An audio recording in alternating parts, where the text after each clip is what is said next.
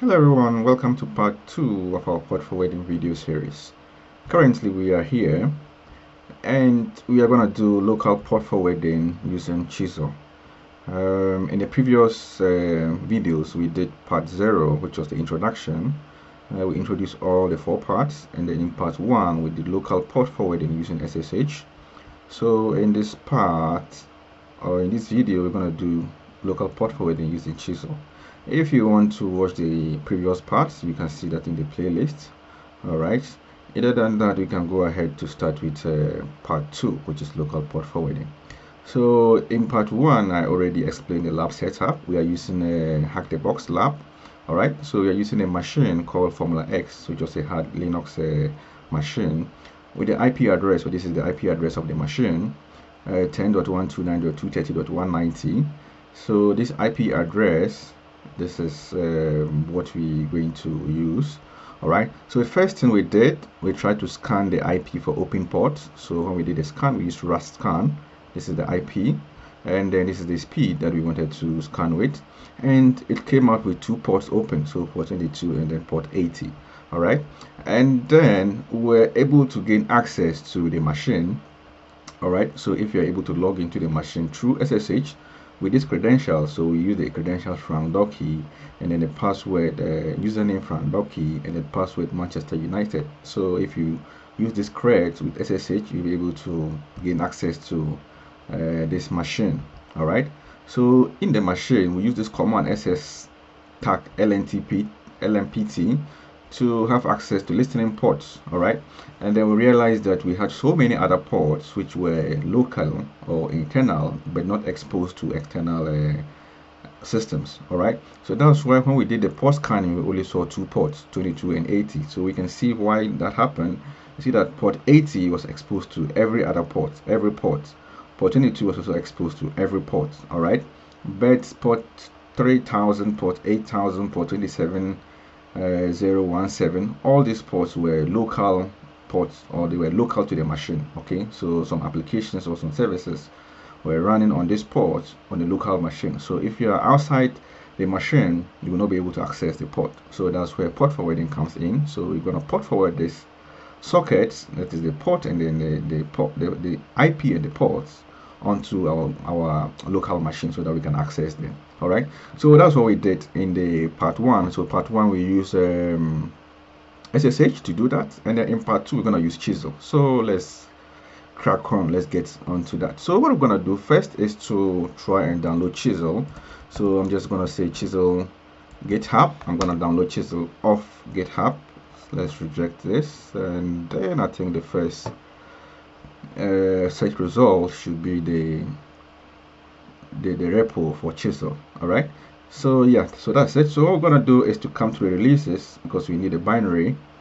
So if we come to releases, so for Chisel we have to download what's the right binary for our system architecture. So Kali, we are using Kali here, and then the remote machine is also a Linux machine. So both are Linux machines, so we're gonna download Linux binaries. All right, so if you check, we're gonna, this is APK, so yeah, we're gonna use this binary.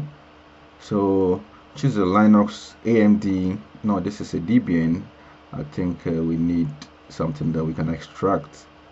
So yeah, so let's use this one. All right, so copy this link, and then we try to download it onto our host file, our host machine. So let's download it here.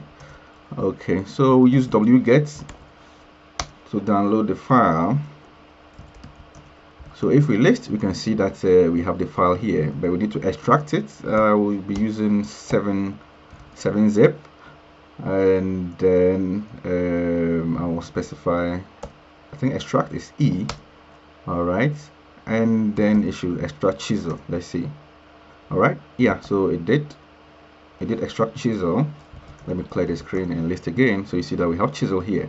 All right, so Chisel is not executable now, so we need to make it executable with chmod and then Chisel. So when we list, we can see that Chisel is now executable.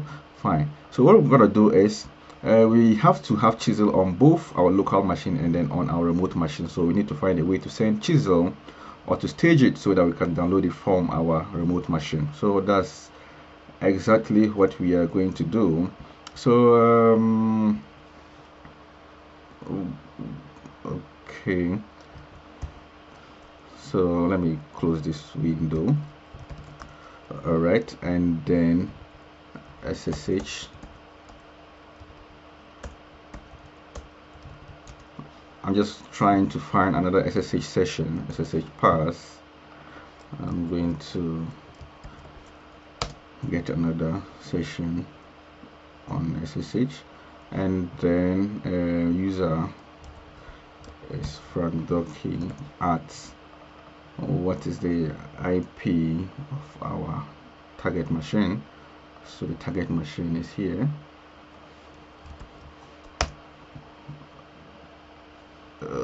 Okay, so we need to add SSH first.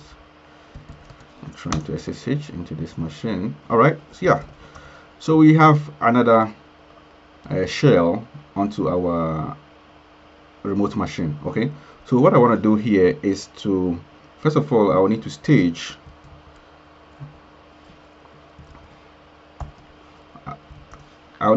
this file or upload it, and then I can download it from our machine here. So that's what I'm going to do.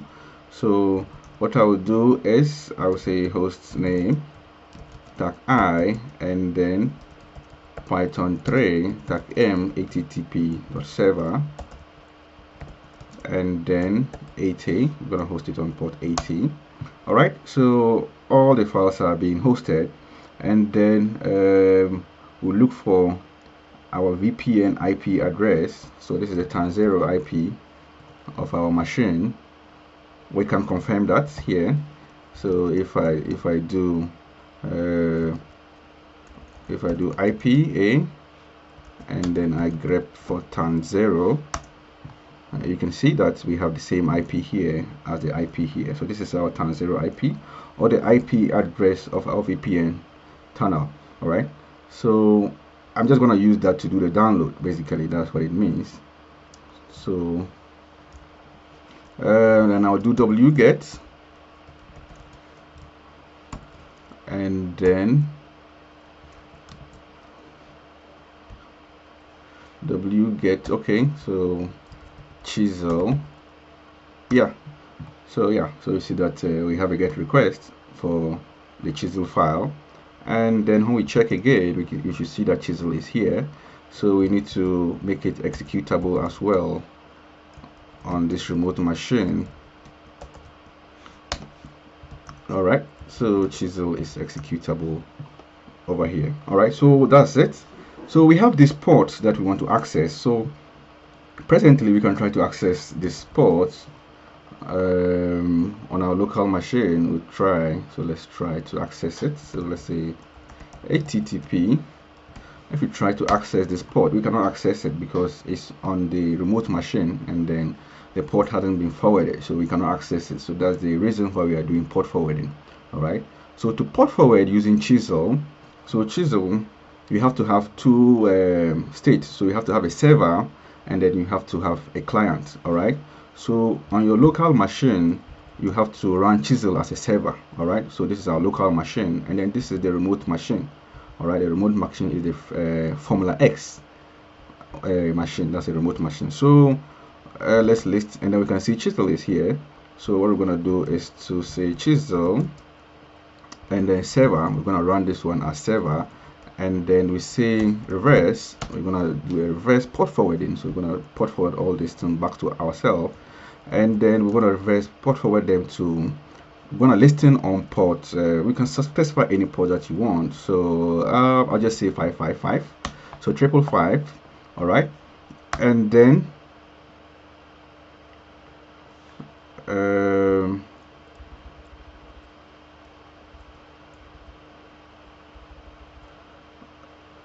okay, let's see why our Chisel is not running. Let's just run Chisel without anything and see. So I think the Chisel binary that we downloaded, Darwin. I think we didn't download the right binary. Let's go back and check.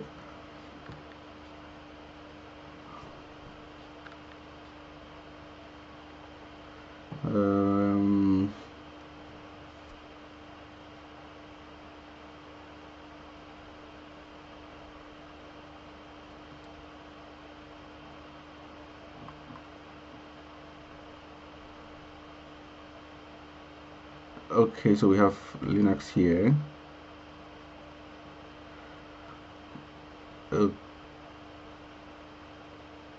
Okay, yeah, so I think it's this one. Yeah, this is what we were looking for. So we went and downloaded the wrong file, the wrong binary. All right, so I think this is what we need to use. So yeah, let's correct that. Yeah, so it's good we discovered this together.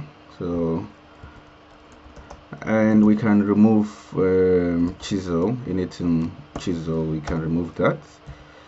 So when we list, we don't have Chisel here, so we can do wget.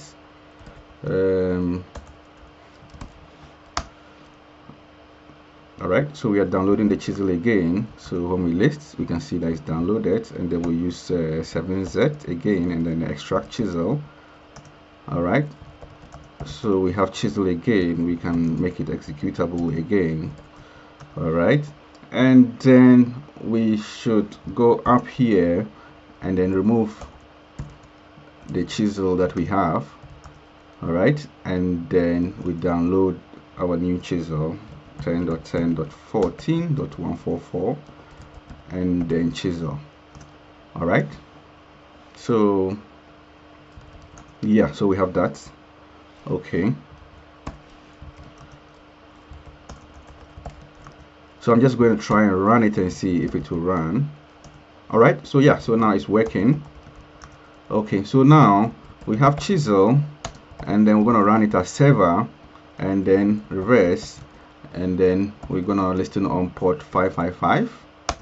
All right, so it's working. So it's listening on port 555 from any IP address, and then when we go here, we're going to run Chisel on our remote machine as client. So if we list, so we have to change make the file executable. All right, so we see that the file is executable now. So we have Chisel, and then we're gonna call it client, and then all right, so it's client now, and then